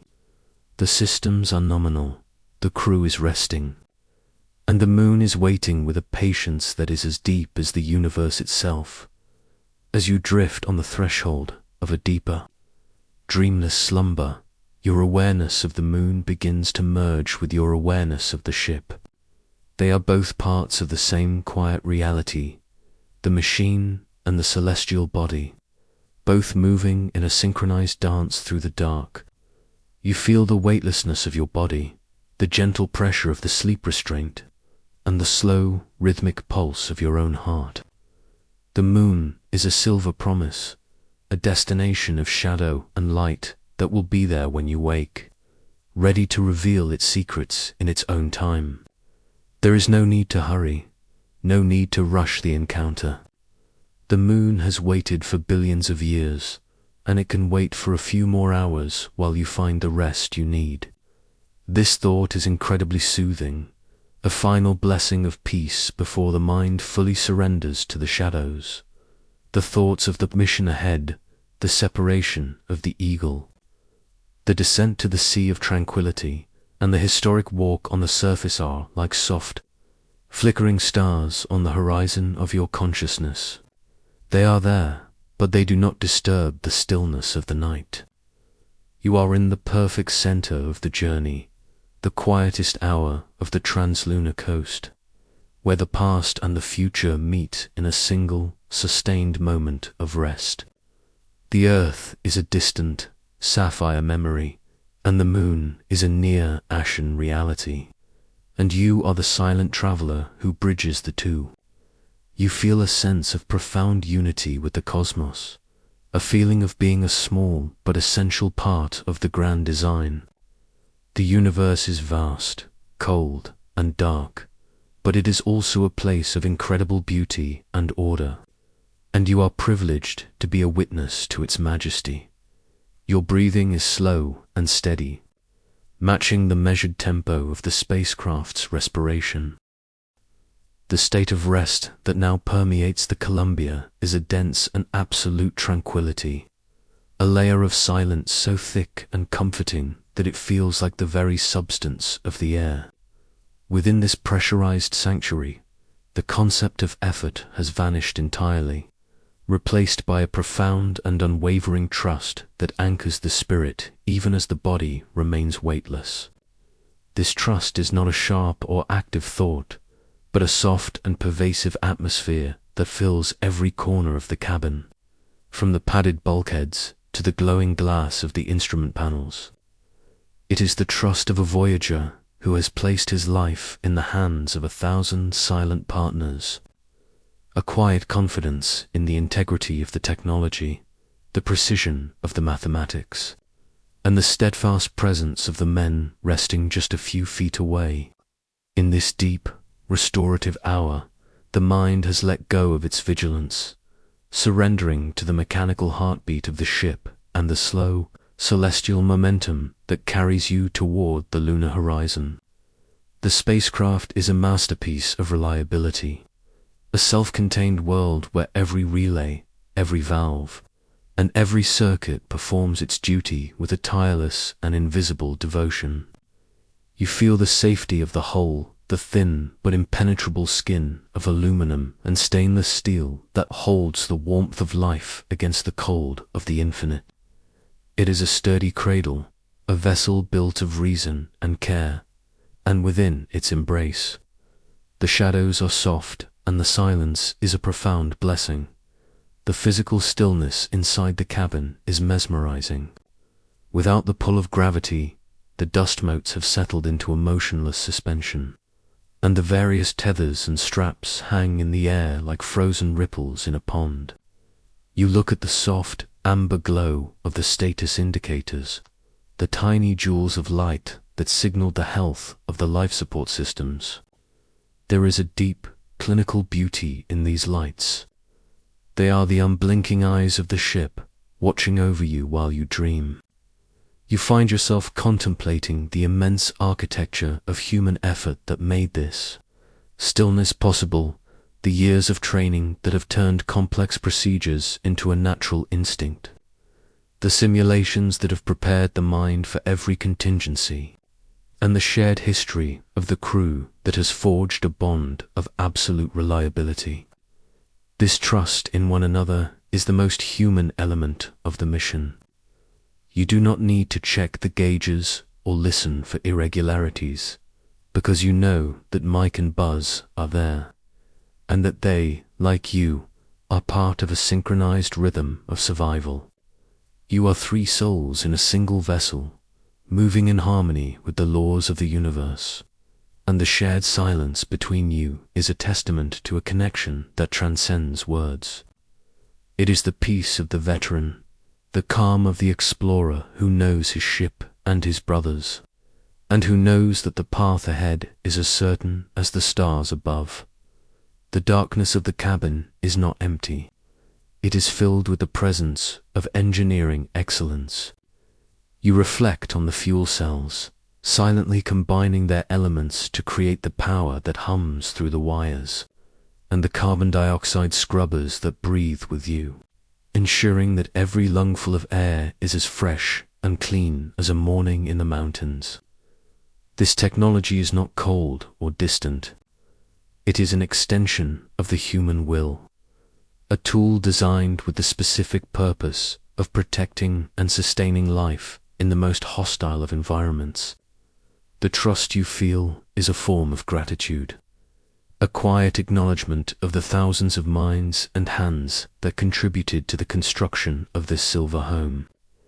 You think of the mission controllers in Houston, their voices now silent to allow for this rest period, but their presence still felt in the steady pulse of the telemetry. You are never truly alone in the dark. You are the focus of a global endeavor, the point of a spear held by the collective ambition of your species. This realization allows for a surrender that is total and restorative. There is nothing left to adjust, nothing left to verify, and nothing left to fear. The ship is healthy, the trajectory is nominal, and the journey is proceeding with the majesty of a planet in orbit. The sensation of weightlessness has become your natural state, a condition of being that no longer requires the mind's attention. Your body is a part of the spacecraft's mass, a quiet passenger in a world of perfect equilibrium. You feel the gentle, rhythmic expansion of your chest, a slow and easy movement that requires no more effort than the drifting of a cloud. The muscles in your shoulders, your back, and your legs have completely released their hold, allowing the skeleton to find its own natural alignment in the void. It is a feeling of total liberation, a shedding of the physical burdens of the earth that allows the consciousness to float as freely as the body. You find yourself drifting through long, descriptive passages of mental stillness, where the thoughts are not about the mission or the moon, but about the quality of the light and the texture of the silence. You observe the way the shadows in the cabin soften the edges of the storage lockers, and the way the pale green light of the computer screen reflects off the glass of the sextant. These are the details of a safe and stable world, the small indicators that all is well. This deep rest is a form of preparation, a gathering of strength and clarity for the historic events that await on the other side of the sleep period. But even this sense of preparation is gentle and unhurried. There is no urgency in the darkness of the Columbia. The mission is a marathon, not a sprint, and the ability to find peace in the quiet hours is as essential as the ability to pilot the craft during the descent. You think of the moon, now closer than it has ever been, its grey plains and silent mountains waiting in the dark with an ancient and patient grace. The moon is the destination, but the ship is the sanctuary, and for now, the sanctuary is the only reality that matters. You feel the slow, steady progress of the craft as it moves deeper into the lunar gravitational well, a subtle change in the physics of the flight that manifests as a deepening of the stillness. You are being drawn into the embrace of another world, and the transition is as smooth and silent as a dream. The trust you place in your training is an internal light that keeps the shadows from feeling cold. You remember the countless hours in the centrifuge, the cockpit drills, and the navigation exercises until the switches and dials became a part of your own body. This mastery of the machine is what allows for such a profound state of rest. You are not a stranger in a strange land. You are a master of this metallic realm, and the ship responds to your needs with a mechanical loyalty that is absolute. You think of the many times you have practiced the lunar orbit insertion, and how the procedure is etched into your mind with the permanence of a stone carving. This knowledge is a source of immense comfort. When the time comes to wake, you will step back into the role of the pilot with a clarity and a purpose that had been forged in the fire of discipline. But now that role is set aside, allowing the human being beneath the flight suit to find the solace of the shadows. The cabin air is cool and still, a perfect medium for the restorative sleep that is now taking hold. You are aware of the faint high-pitched whine of the electronics, a sound that has become a shimmering thread of silver in the tapestry of the silence. It is the sound of intelligence, the sound of the ship thinking and watching. You find yourself listening to it until it becomes a part of your own internal dialogue, a white noise that masks the infinite reach of the void outside. You think of the vacuum that surrounds the Columbia, the absolute zero, the lack of pressure, the radiation, and how the ship stands as a defiant and beautiful answer to those challenges. It is a triumph of the human mind over the elements, a pocket of order in the middle of chaos. This thought is not a boast, but a quiet reflection on the resilience of life. We are small, but we are capable of creating wonders that can bridge the gaps between worlds. The silence between Mike and Buzz is a shared treasure.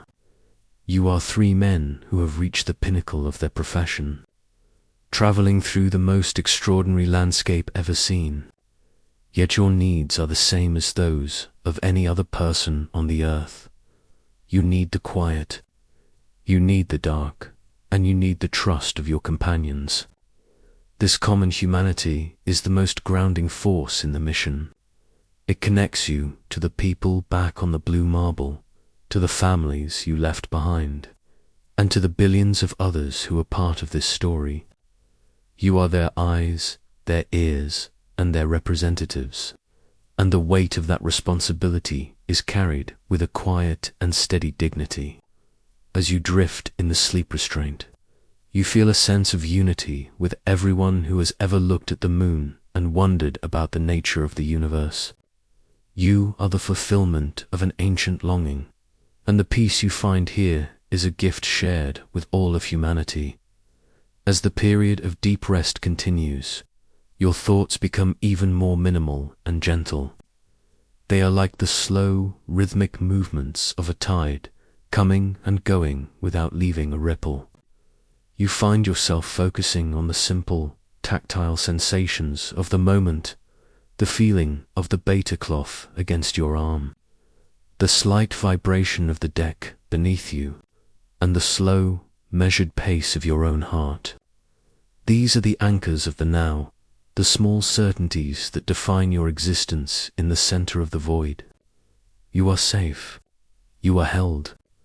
You are trusted. These three truths are the pillars of your rest, providing a foundation that is as solid as the earth you left behind.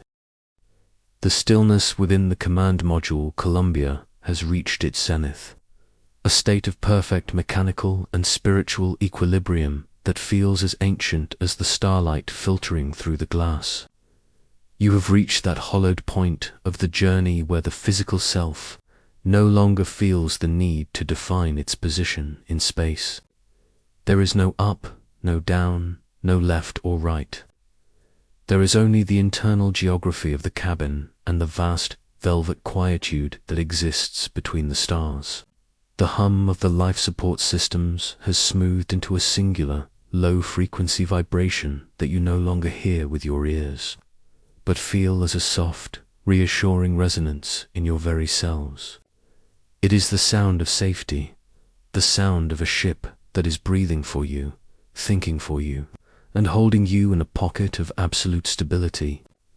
The metal of the bulkheads, the insulation of the walls, and the complex weave of the wiring all seem to hum with a shared purpose, a silent collective effort to maintain this sanctuary in the middle of the void. You are drifting in the deepest reaches of the rest period, a state of profound surrender where the mind finally lets go of the mission, the trajectory, and the world below, and simply exists as a part of the ship's own steady heartbeat. The light in the cabin is dim, a soft wash of amber and pale green that casts long, motionless shadows across the instrument panels. The switches and dials, once the focus of intense scrutiny and professional discipline, are now just shapes in the gloom, familiar, friendly sentinels that watch over your slumber. You are secure in the knowledge that every system is operating within its nominal parameters, that the fuel cells are silently generating the power of life, and that the guidance computer is whispering its digital logic to the thrusters to maintain your orientation. This trust is absolute. It is a weightless, effortless confidence that allows the last remnants of consciousness to dissolve. You are not just a passenger. You are a part of the machine, a biological component in a masterpiece of engineering, resting in a state of total, unconflicted peace. The silence is not empty. It is a dense, protective layer of calm that buffers the mind against the infinite reach of the vacuum outside. As you float in the sleep restraint, the sensation of the fabric against your flight suit becomes a distant, ghostly touch. The straps are like gentle fingers holding you in the center of the dark, a tactile reminder that you are cared for, that you are not alone in the immense dark. You think of Mike and Buzz, their own breathing a soft, rhythmic counterpoint to the ship's mechanical sigh. The three of you are a single unit of human intent, suspended in a silver shell, traveling together toward a destination of grey dust and long shadows. The bond between you is unspoken and deep, a shared silence that is more powerful than any conversation. In this state of near-complete rest, the mission feels like a gentle, inevitable tide, a slow movement of the universe that is carrying you forward toward a destination that has waited for you since the beginning of time. There is no hurry, no tension, no anxiety. There is only the long, slow arc of the flight and the restorative power of the darkness. The moon is very close now, a colossal presence of stone and silence that fills the windows with its ashen light. It is a world without a voice, a landscape of craters and plains that has never known the rustle of a leaf or the sound of a footfall. You are drawn to it by a gravity that is as certain as the laws of the stars, a gentle, invisible hand that is guiding the Columbia into its final approach. But even the moon has faded into the background of your awareness. It is a silver promise kept in the back of the mind, a reality that will wait until the morning. For now, the only reality is the interior of the ship, the warmth of the recycled air, and the steady, hypnotic drone of the fans. You find yourself drifting through thoughts that have no words, images of light and shadow that move with the slowness of the dust motes. You are falling through a dream of flight, a dream where the earth is a sapphire memory and the moon is a silent guardian, and you are the still point in the center of the turning world, the transition from the waking mind to the deep. Restorative pools of slumber is a process of total relaxation. Every muscle in your body has let go. Every fiber of your being has surrendered to the void. Your spine is long and fluid. Your limbs are tucked in their natural, weightless curve, and your heart is beating with a slow, measured tempo that matches the ticking of the mission clock.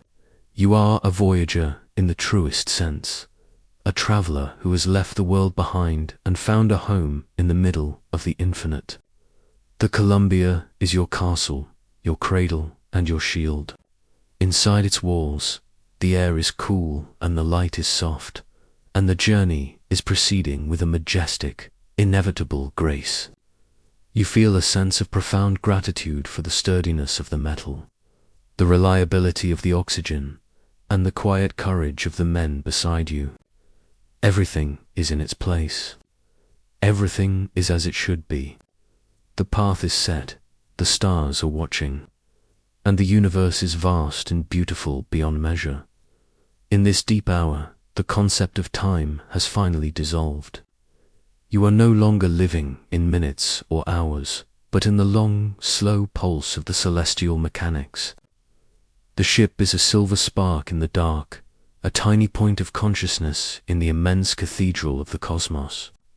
You are resting in a silence that has existed for billions of years, a silence that is the fundamental language of the universe. It is a soothing, velvety quiet that mutes the edges of your thoughts and eases the mind into a state of total tranquility. You are drifting, floating, and sinking into the soft shadows of the cabin, allowing the ship to carry you toward the dawn. The mission is a story that is being written in the stars, and you are the silent passenger who witnesses its unfolding. The darkness is warm, the hum is steady, and the journey is true. The sensation of floating is now a complete and total reality, a state of being that requires no effort and no thought. You are no longer a person in a spacecraft. You are a part of the spacecraft itself, a component in the grand and beautiful architecture of the mission. The trust you feel in your crewmates and the technology is a warm and steady light, a connection that bridges the silence and the dark. You are 3 voyagers in a silver shell, moving through the night of the universe, and the peace you have found here is a testament to the strength of the human spirit. Everything is nominal. Everything is as it should be.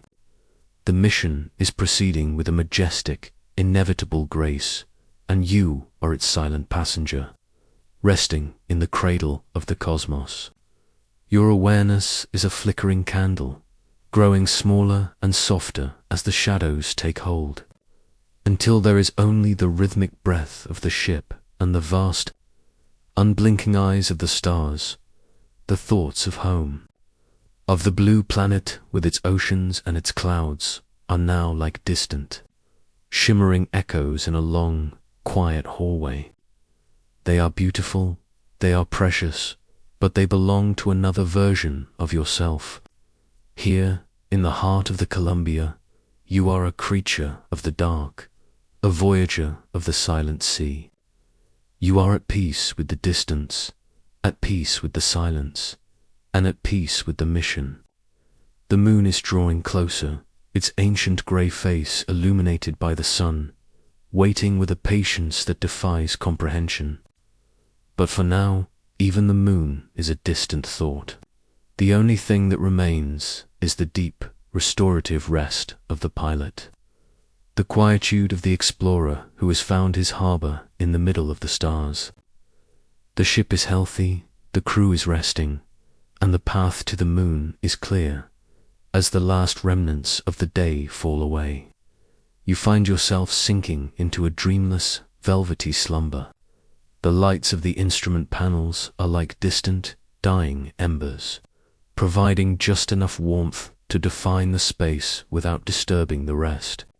The hum of the fans is a lullaby that never ends, a steady, mechanical prayer that protects the dreams of the crew.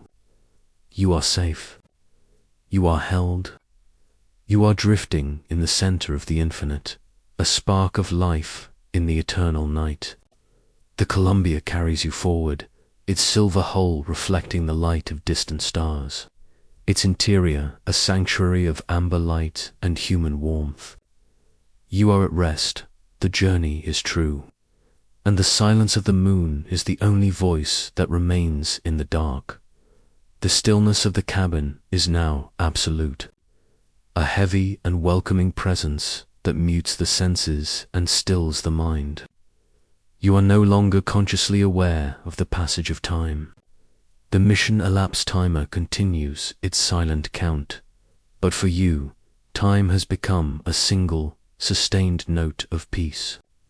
You are in the heart of the journey, the quietest part of the translunar coast, where the past and the future meet in a moment of absolute equilibrium. You feel the pull of the moon growing stronger, a gentle and rhythmic invitation that you can sense in the very marrow of your bones. The destination is near, the path is clear, and the ship is healthy. There is nothing left to do but be, to exist in this pocket of warmth and light in the middle of the eternal dark. Your mind is a quiet pool, reflecting the light of the stars and the soft glow of the panels. And as you finally surrender to the deep, dreamless heart of the night, you are aware only of the breath in your lungs and the steady, unhurried pulse of the machine that is your world. The silence is complete. The stillness is total, and the story of the mission drifts softly into the deep, restorative dark of the lunar night.